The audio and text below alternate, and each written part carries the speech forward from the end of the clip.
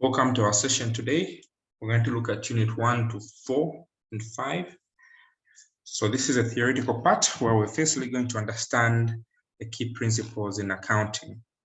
So the structure of this unit will be firstly to define what financial accounting is, the purpose of financial accounting, the organizations, the types of organizations that we have, like the sole proprietorship, the users of financial accounting information. So to start with, what is financial accounting? So financial accounting is simply the process of analyzing, classifying, recording, summarizing, communicating, and interpreting business transactions and events expressed in monetary terms. So financial accounting is much wider than bookkeeping. Bookkeeping is simply a systematic method of maintaining accurate and complete records daily for transactions that are done on a daily basis. So before you go into accounting, the first step is you need to understand what bookkeeping is. And so what is a business transaction? A business transaction is simply an event which is expressed in terms of money. So it is an event that is capable of being recorded in the books of accounts. And these books of accounts we'll talk about journals, ledgers, cash books, etc. So transactions involve buying goods. Whenever we're buying goods in financial accounting, we call them purchases. Whenever we're selling goods, we call them what? Sales. Whenever we're paying for services, these services are called expenses. So we have each of these transactions that are entered in the books that we're going to discuss. Now, there are different types of businesses that you need to know. We have what we call a sole trader, a partnership, a company, and cooperatives. Now, if I may ask, can somebody tell me who a sole trader is and what the advantages and disadvantages are? And the other one to take a partnership and company in that order. So who's a sole trader? Conrad. So a sole trader is an individual who has decided to go into business as one person who starts up a business, and then the disadvantages are that this person's personal assets can be taken on in case of a legal issue that may be related to the business. So he may forfeit his personal assets due to an issue relating to the business. Yes, can you tell us about the sole trader? Anyone else?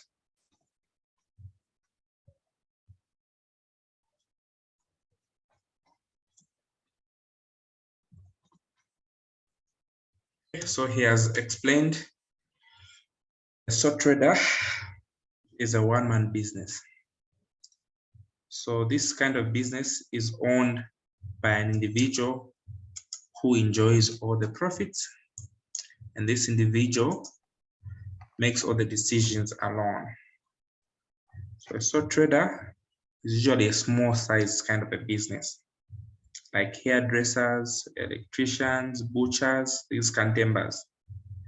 Now, these sole traders usually rely on their own savings to start up a business, or some mini bank loans from friends and family finances.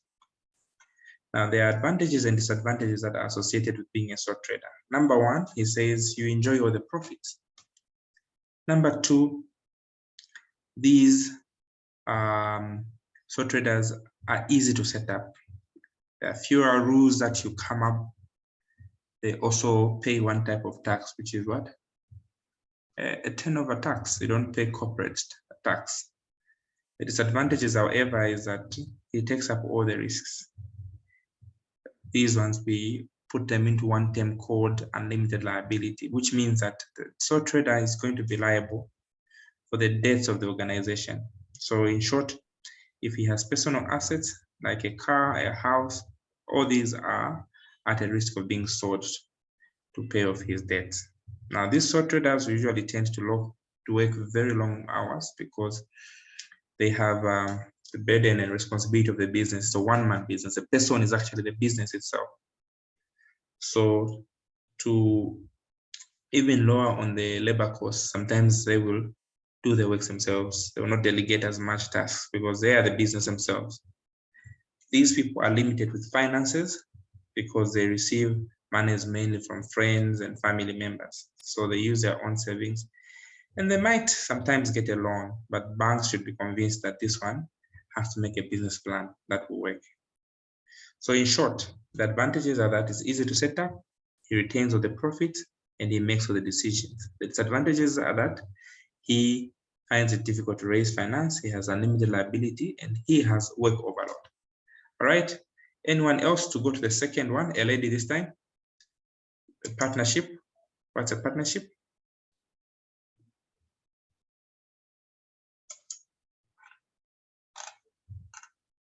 A partnership?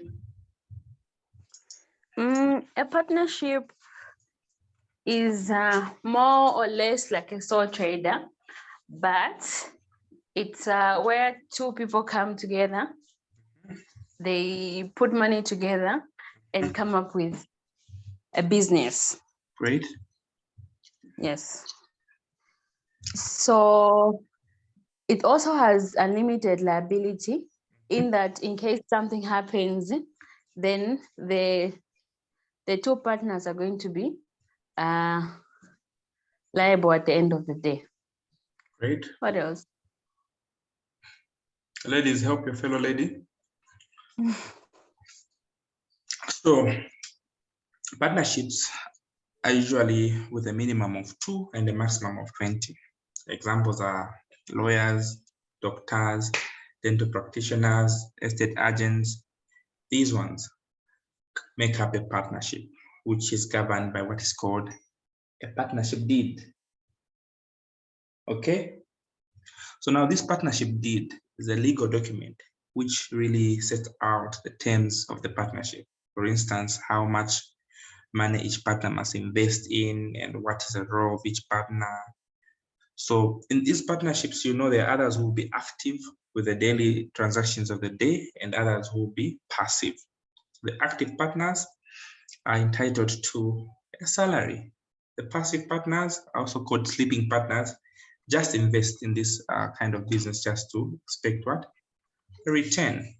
Now, in these partnerships, there are advantages and disadvantages. Number one, these partners can raise more finances because they pool funds together other than a sole trader. And sometimes banks are more likely to lend a partnership than a sole trader. And secondly, there are different types of partnerships who bring different skills together. So it brings a larger pool of skill. For instance, a partnership that has a garage may bring in partners who are electricians, others who are mechanics, or builders who could bring others who are plumbers, others who are good at roofing and tiling. Partners can also share this workload responsibility that a sole trader may have. The disadvantages are that they may disagree about the future direction of the business, in contrast with the sole trader who makes all the decisions alone. And at any point, these guys will get to share the profits. So that could be a disadvantage. And like the sole traders, these ones have unlimited liabilities. All right. So in a nutshell, advantages of partners is that equity is easier compared to a sole trader. And the partners bring in a pool of resources like skills. Then the work overload can be shared. The disadvantage is that they have what we call unlimited liability, and also profits are shared, which is a disadvantage. And partners sometimes may not always agree on decisions, so it is prone to internal conflicts. All right, then we go to a company. A company is one kind of a business which has incorporation, which comes in form when a partnership decides to sell its shares. So these ones have limited liability. So the major disadvantage that partnership and sole trader had initially was the unlimited liability. So companies, private companies specifically, come in to be incorporated, they have a separate legal entity, meaning investors only lose a portion of what they invested in form of shares. And at law, a private limited company is a separate legal entity on its own, meaning the personal affairs of the business are separate from the owners of the business, who are called the shareholders. Now, the partnership has a limited company where these dividends are paid on the shares. So the return on a share is called a dividend. So limited companies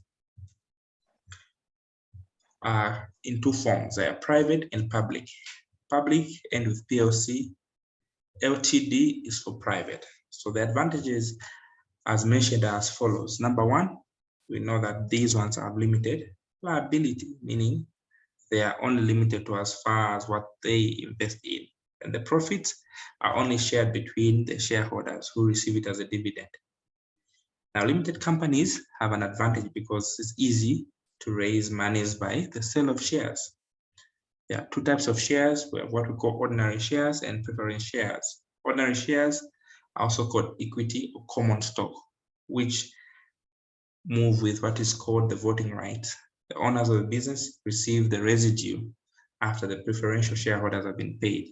Preferential shareholders don't have voting rights. They just invest in a business to make a profit.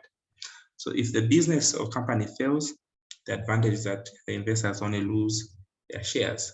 The disadvantage of a company is that, number one, it has a lot of legal requirements, expenses, certificates of incorporation, memorandum of understanding, articles of association, all have to be done. And more so, the profits are only shared with what? Shareholders, which even makes it harder for the workers to control. So just mentioned in a nutshell to say advantages, the owner may retain the control. Number two, we said they can raise more money by sale of shares. Number three, they have limited liability. Disadvantages is that they have to be registered through the registrar of companies, and the staff costs are usually very high, and they have to work harder to motivate and control workers.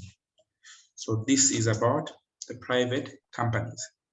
Then we also have public sector, where we have the public companies. These can trade their shares on a stock exchange.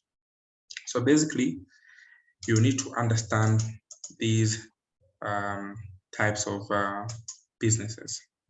So we have summarized all this that we needed to talk about as quickly as we could. And the cooperative, on the other hand, is a form of business which is owned by its own customers. The purpose for cooperative is simply to provide a service at a very low cost. These cooperatives, we've seen them in markets. We've seen them even at the Black Mountain, where government has so much emphasis in forming cooperatives. So they are not so much on profit making, but ensuring that the services are at a cheaper price for those who are members of the cooperative. So quick, can you remember? Number one, you only need to mention whether it's true or false. An accountant is only interested in analyzing business transactions. Is it true or false?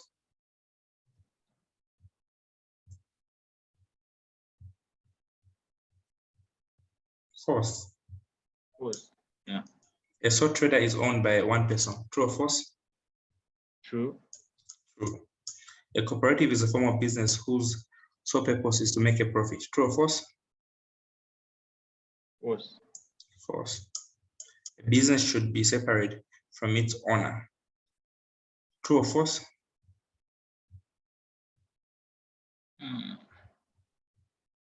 False. False. It's only in what? It's only Limited. Limited, yes. So we go to other key fundamental elements that we have in accounting. We have what we call assets, liabilities, and equity. So what are assets? To start with, assets are things a business owns. These are used to generate cash. So we have three types of assets. We have what we call the current assets. We have also what we call non-current assets. They are called fixed assets. Then we also have what we call intangible assets. So the current assets are simply items that are easily convertible into cash. Starting with cash itself, the account receivable, which are called debtors. These are people that owe us money. Inventory, which is called stock. Prepayment, which is money we paid in advance. So all these are called current because they can be converted into cash within a short period of less than a year. The fixed assets, on the other hand, are used in the normal operations of the business. These ones are to promote the sales of goods and services. For instance, buildings, equipment, and motor vehicles and land. Intangible assets, on the other hand, are an important type of asset which provide benefits to the business for many years. Of course, they have no physical substance, such as goodwill, patent, trade name, etc. Goodwill, patents, and a trade name. What is goodwill, if I may ask? And what is a patent? Anyone? What is goodwill?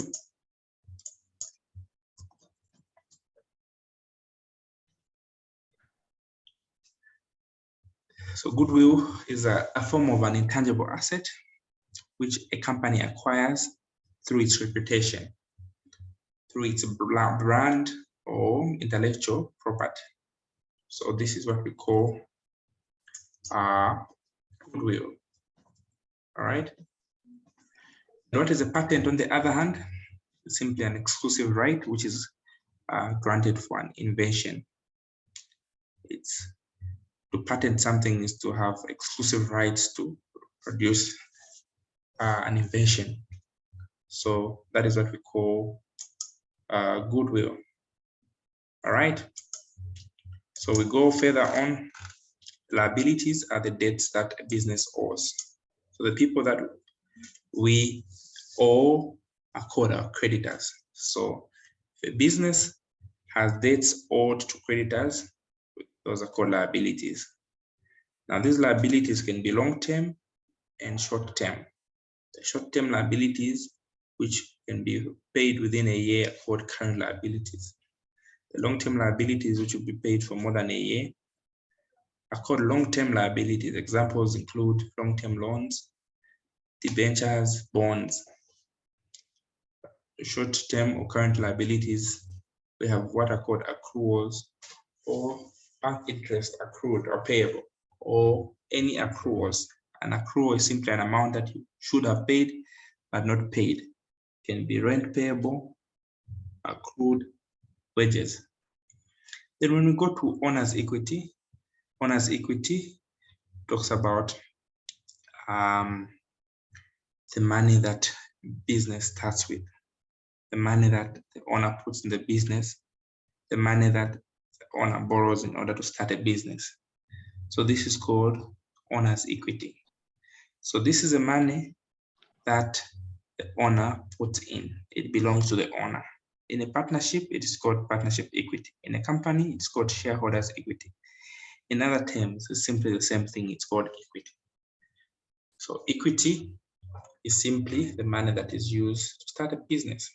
So owner's equity usually increase when the money invested in the business is generated through the sales of goods and services. Equity is, on the other hand, reduced when someone or the owner of the business reduces the part of the business through drawings. Drawings are simply monies that are removed from the business for personal use. So before we continue, let's do a quick can you remember. So in this case, we're going to either classify it as an asset, a liability, or equity. Cash at the bank. Asset. Money generated, money from the business owner. Equity. Furniture in a business. Asset. What type of asset is this? A fixed asset. Fixed. Money borrowed, owed to a creditor. Liability. Loan from the bank. Liability. Trade, business trade name. Asset. What kind of asset is this? It's intangible. Intangible asset, correct. Okay, so we now go to the accounting equation. We need to understand that there's a relationship that exists between assets, liabilities, and owner's equity. So when you start a business, hypothetically, you invest money in it. So you either put the money in your own business or you borrow from a bank. So money which comes as asset can come in from your own pocket or borrowed from the bank. Now, the accounting equation firstly must realize that the money that we put in the business is from the owner, but not necessarily. The money that comes from the business can be subdivided into the owner and part of it which is borrowed. So this is what gives us what we call the accounting equation. So accounting equation is simply asset is equal to liabilities plus what? Capital. So you can play around with these ones. Assets minus liability is equal to capital. Capital is same as equity. Or if you want, you can say liability is equal to what? Can you finish it up? Liability is equal to what?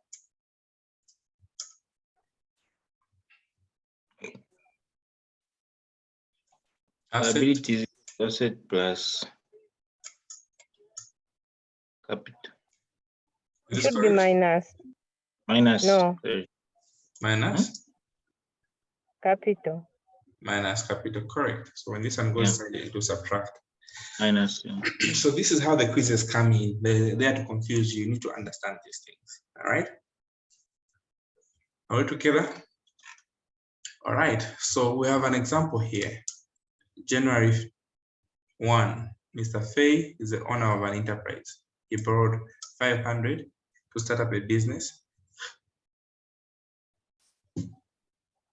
To start up a capital of 5,000. Therefore, he had 5,500. So his money that he started with, which was from his pocket, was how much? 5,000. Then he borrowed how much? 500. This is a liability. So using the accounting equation, equity is equal to assets minus liability. So 5,000, the total assets became 5,500. When subtract the liabilities, they will become an equation which is complete. All right. So this accounting equation is what makes what we call a balance sheet. So there are three key books that you need to: trial balance. Then you, after the ledger account, you take the trial balance. Then you do the income statement. Then you go to the financial statement, which is the balance sheet. So what is a balance sheet? A balance sheet is simply a statement which shows the assets and liabilities and the owner's equity.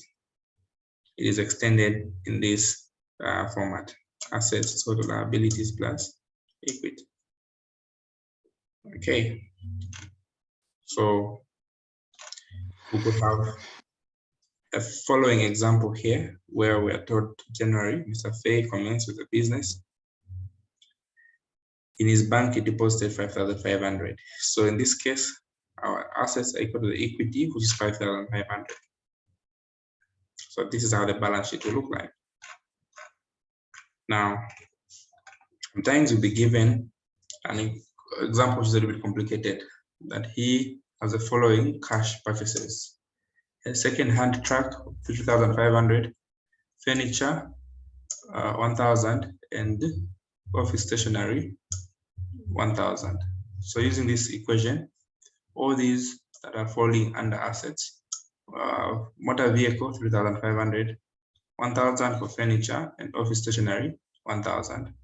So when we add all these, it will give us owner's equity, which is 5,500.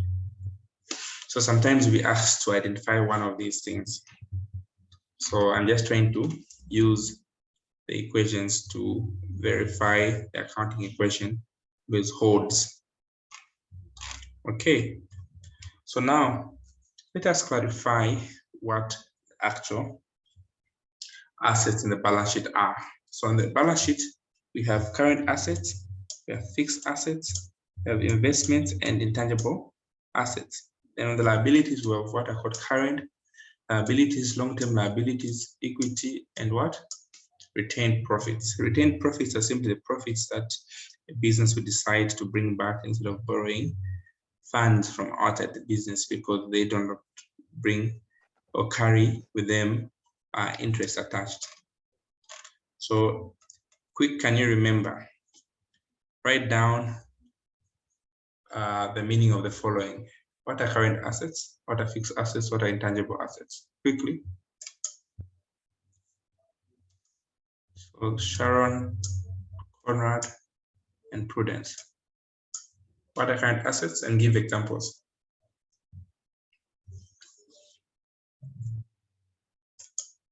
Sorry, I pass it on. Okay, who wants to help her? What are current assets?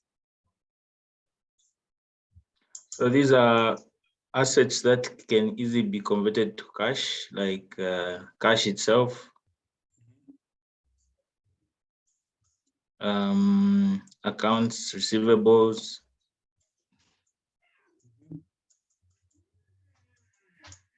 debtors, yeah. All right, which are account receivable, yes. Stock or inventory. Inventory, yeah. Cash advance and prepayments. All right, these ones are all what? Examples of current assets. Yeah. What are fixed assets? Anyone else? Then fixed assets are the tangible assets that the business uses to operate, like the building, land, furniture, all those fixed assets. Okay. Then, so assets are also called capital expenditure. They're mainly used for use to generating sales. So these ones are used for to generate sales. Which ones? The fixed assets. Fixed assets like what? I'm saying you mean fixed land. Okay. They're mainly meant for use in the business to facilitate sales. They're not meant for sale, but they're meant like vehicles, land, fittings and fixtures. All these are mainly used for use in the business. All right. They're not intangible assets, Prudence. I'm not very sure, but let me just try. So I think these are assets that are not really fixed, so to say, but they add value to the company, like the name of the company itself. All right. Yes, they don't have a physical presence. Yeah. Okay. Like Goodwill. What else? Patent names. All right. Franchise rights. All these ones are intangible. You can't touch them. They're intangible, but they're part of the business. They add value. All right. So long-term liabilities I already explained, which are not due within 12 months. You can pay them for a later, like bonds, loans, mortgages. Owner's equity is simply the amount which the owner puts into the enterprise. So types of balance sheets, we have what we call an account form and a financial position form. The account form is a visual representation of the accounting equation, which gives you assets equal to capital plus equity. It's also the financial position form where the balance sheet follows the business assets, liabilities, and equity arranged in the vertical form. So we have one form, which is like this one here. We'll look at them in depth as we start looking at the actual ledger accounts. All right.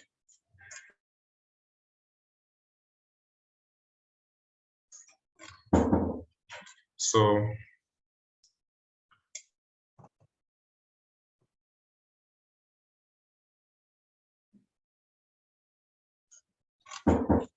okay, so state whether this should be categorized as an asset, a liability, or equity. Savings at a bank. Asset. Asset. Money owed to a lender. Liability. Owner invested 5,000 into a business. Asset. Capital. Oh. Equity. Rent paid in advance to a landlord. Asset. Asset. It's a prepayment, right? A piece of land. Yes. Asset. Asset. What type of assets? A fixed asset. All right. So create a financial position of a balance sheet using the following information: cash at bank, office supplies, stock. Cash will be what? 4,000. Office 2,000. Stock 1,000. And here we're going to have what? Equity as what? 7,000. So it balances at 7 and 7. Okay. All right. So you need to align these ones by putting the number there. For instance, sole trader. 1.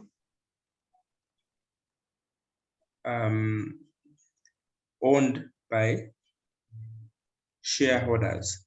So owned by shareholders, it's a company. So that's why I put 3 there. All right. That's a 3 there. And more interested in providing services at a low cost than making a profit. Which one is it?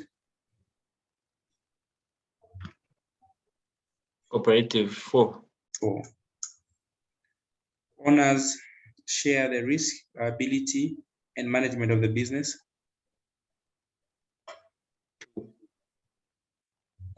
2. Is owned by one person. 1. 1. All right. So basically, that was on the introduction.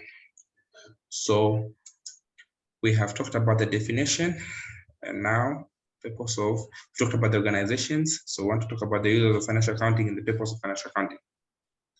So now we need to understand what are called accounting principles.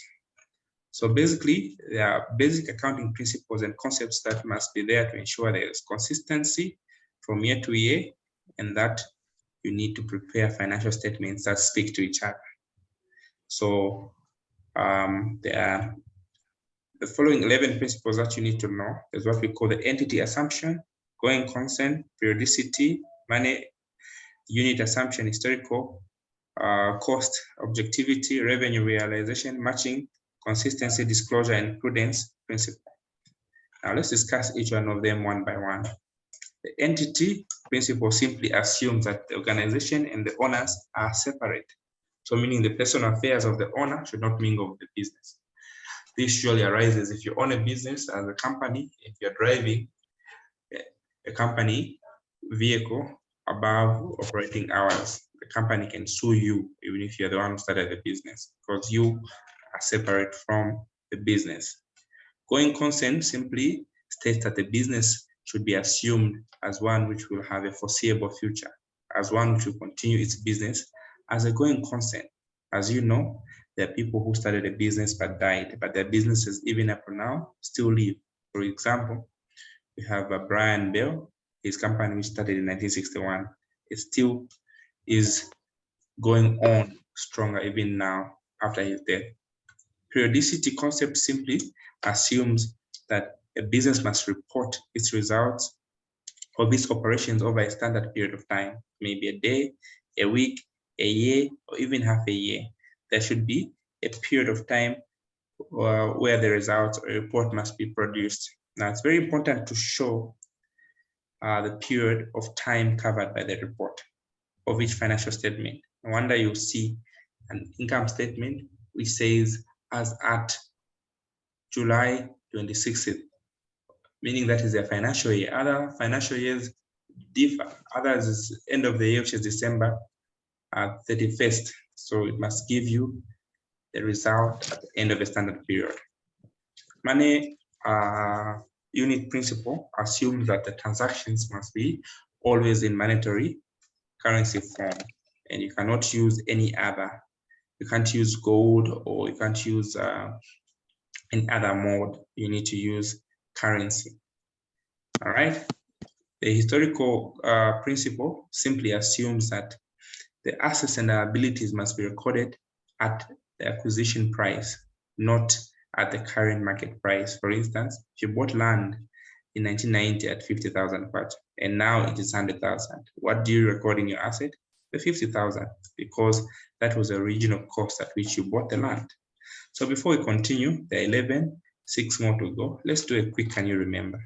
So the way we're doing the numbering, give me the number of the principal here based on the definition. A company's balance sheet should report its land at the price they acquired it. Which principle is that?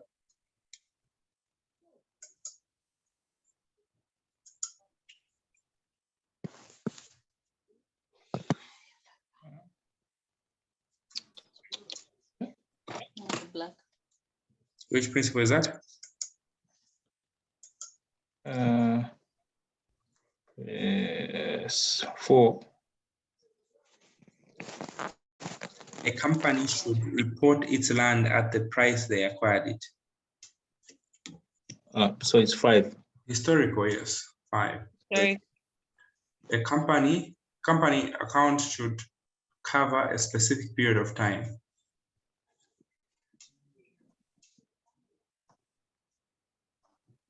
The periodicity. 3. Personal assets of the owner should not appear in the balance sheet.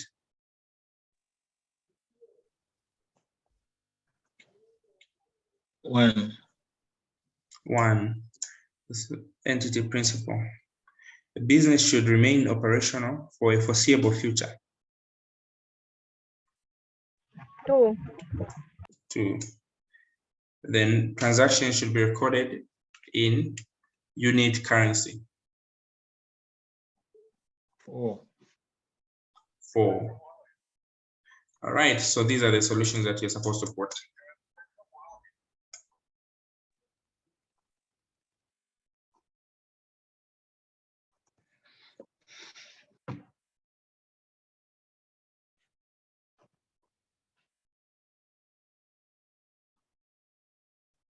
So we can continue. So now we also have what is called objectivity principle. It's simply a principle which requires that all financial accounting information in a company should be independent and based on evidence that is verifiable, not on hearsay. This helps us make information which is reliable and auditable. The objectivity simply assumes that financial accounting information of a company must be independent of bias and must be what? Verifiable. The revenue realization is simply a principle which states that the price paid for the goods and services is called revenue. Now, this principle means that revenue is only realized and recorded when the goods are sold and are rendered, not when cash is received. For instance, if you supply goods to a customer which is worth 1,000 today, you record it as revenue, not to wait when they're delivered. So this may under or overstate your profit in the income statement. The matching concept, which is also called the accruals concept, is simply a concept that assets that costs incurred must match revenue in the same period. So if you have costs incurred for wages and you haven't paid for them, so you need to reflect them in your profit and loss account because you've enjoyed the services, right? Not in the year when you're paying them. No. The consistency principle simply assumes that you need to adopt an accounting practice or method where you need to continue throughout the year. So there are a lot of accounting standards. So if you start with this particular accounting standard, be consistent so that your reports speak the same language. In the disclosure principle simply states that business must provide all relevant facts that are important in the financial statements, accompanying notes to make the reader easy to understand and also for good informed decision pertaining the company. Finally, we have what is called the Prudence Principle, which means we need to have carefulness or caution when preparing certain reports, in such that if a situation arises where there are two acceptable alternatives for reporting them, you need to choose alternative which has a less net income. This principle simply assumes that you need to make sure that you do not overstate your assets and income or understate your liabilities. So you need to be careful and make a good judgment when you're doing your reports. So let's do a quick, can you remember? What have we learned? Firstly, number one, we have learned 11 accounting principles. The first one is an entity assumption, which simply means that the owner of the business and the business are two separate entities. Going concern simply tells you that the business will remain in operation for a foreseeable future. Periodicity simply means you report your financial results within a designated period of time. Money measurement principle simply means that accounting transactions should be expressed in money form, for instance, voucher. Historical principle simply asserts that accounting transactions must be based on the original value, not the current value. Objectivity simply means that accounting statements should be based on verifiable data.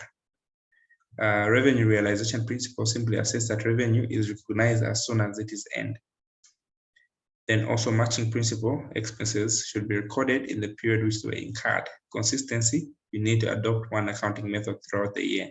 Disclosure principle, you need to provide all necessary information needed to help people understand your financial statements. And prudence principles simply means that you do not overestimate your assets or underestimate your liabilities. This is what is happening today in Zambia, where ministers are asked to state what they own and what liabilities they have. So this statement here, you need to just tell us a accounting principle. Number one, all transactions should be recorded. What principle is this? All transactions of a business should be recorded. What accounting principle is this?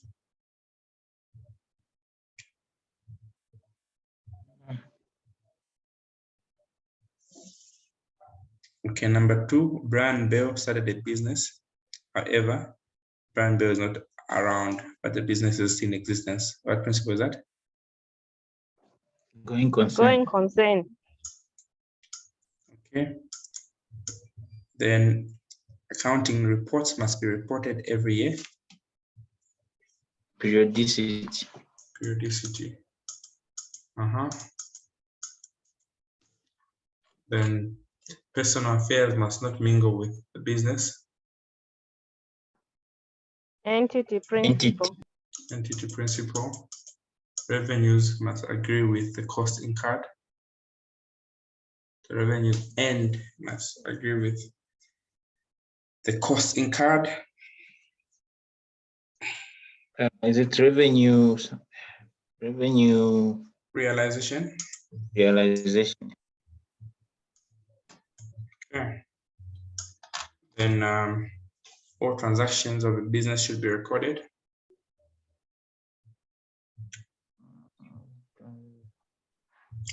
Okay, I give you 4 out of 5. We proceed. So we have this unit 3. So we have looked at this part. All right. So definition of financial accounting, purpose of accounting. So I need to look at the users of financial accounting information. So we talked about the types of businesses, starting for a sole trader, partnership, and a company, and a cooperative, the advantages and disadvantages. We Okay, I'm just comparing your notes at school and my notes so that don't leave anything out. All right, I've just simplified. Partnership we've talked about, and the advantages and disadvantages. We also looked at the company, what it is, private and public companies, advantages and disadvantages, and also users of financial accounting. These are the ones I need to explain. So we have two key users of financial accounting information. There are those we call internal and those we call external. So the internal users include the managers, the directors, the internal auditors, the employees. For the managers, they need to understand financial accounting because it is through them that profits are made. You need to understand how company is efficiently using the resources to ascertain how much contribution they have towards the sales. The directors are also interested in because they report to the board of directors, to the shareholders. The internal auditors, they need to audit and see whether we are in tandem with our standards of reporting. The employees also need to know the ability of the firm paying them their wages. The external users, we have the lenders. These are banks and creditors who want to ascertain whether this institution has ability to pay their short-term and long-term debts, measure the liquidity. We will later understand the ratios, starting from the liquidity ratios, where these lenders want to see if these guys are able to pay us shortest period of time. We also have shareholders who are the external users. They want to see whether their investments in terms of shares are well utilized. Government, they want to see that taxes are paid. The local authorities, they also want to see whether you're paying other kinds of taxes. Like the Department of Health wants to see whether you have a certificate, wants to see whether you're working in tandem with the regulations. Also, the analysts also need to have basic information for them to analyze the performance of the business. The journalists also need to have basic information. Fortunately, in Zambia, we have financial journalists. We do. Competitors also would want to know how their firms are faring so that they could place themselves where. Well, we have suppliers also. They need to know how this company is able to pay their short-term debts. External auditors also need to know financial accounting information.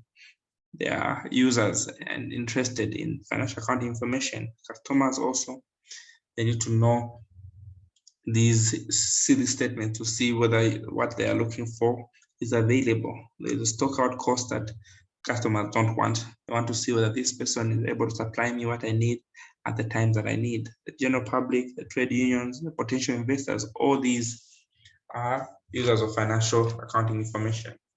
So everything has been explained here. Shareholders, okay, these want to ascertain the current and future profit as security for their investment, which is in shares. Employees want to know if employers are able to offer secure employment and possible pay rises in a company. They are also keen to wanting to understand whether their benefits will be given as soon as they're done. Trade unions also want to have a basis upon which they will bargain for their employees. Customers also want to know if the company can continue to supply them in the near future. And also customers want to know if the company will be consistent in supplies. Suppliers also want to know if they'll be paid. Competitors also want to use financial accounting for economic decisions. Government agencies, they need to know how the economy is performing by planning financial plans through the budget using the industries that are in that particular country. Managers also want to use financial accounting information for planning purposes, controlling, managing a company. Management, however, would predominantly use monthly management accounts as a source of financial information. The board of directors, they also need this information for strategy development, for monitoring and for controlling the performance of the business. Lenders and banks also need to know whether they'll be repaid, this will depend on the solvency of the company. Okay, other users are journalists. It's a source of news for them, for the public consumption. The general public also want to assess the effect of the company on the local economy, environment, as well as how these companies are able to contribute to their local economy through providing social corporate responsibility programs.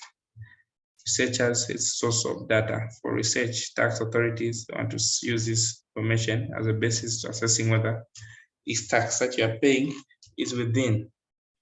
So basically, these are the key users of financial accounting information. Are we together? Are we on the same page? So we define financial accounting and management accounting. So whereas financial accounting is simply the process of classifying, recording monetary transactions of an entity in accordance with established concepts, principles, and accounting standards. Financial management accounting is simply the process of identifying, measuring, accumulation, analysis, preparation, interpretation, communication of information used by management to plan, to evaluate, to control within an entity. So financial accounting management is mainly for internal use. Financial accounting is both internal and external use. That's the key difference. All right. So you would be asked usually to differentiate between financial and management accounting. So in the next session, we will look at the books of original entry, like the cash books, the journals, and the secondary books of entry, like the ledgers and trial balance, what they are, and how to post each of these in the transactions that we've had. Okay,